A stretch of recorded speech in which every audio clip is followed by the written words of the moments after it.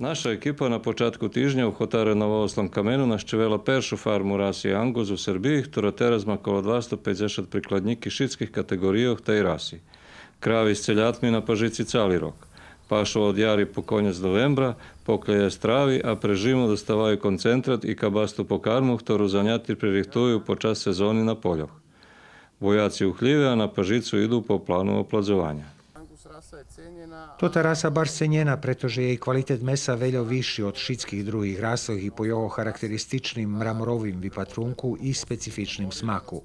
Meso baš ľahko nachodzi kupcov i baš je cenjene u finalnom pohľadovanju, hoć cena dosť vyšša, ali jest vše vecej kupcov, kotri še zvykli na tot kvalitet i vše baže ho vymahaju.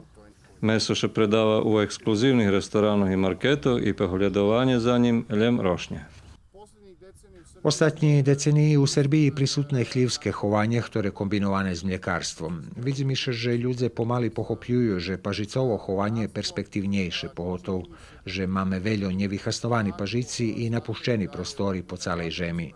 To veliki potencijal za rozvoj statkarstva, ali i unapredzovanje samej žemi, bo tam, gdje kravi pašu, žem budze dobre nahnojena. Čista pravda. Poznáte, že našim oraninom taj pažicom treba hnoju i to prirodnoho, bo še žem postupne degraduje.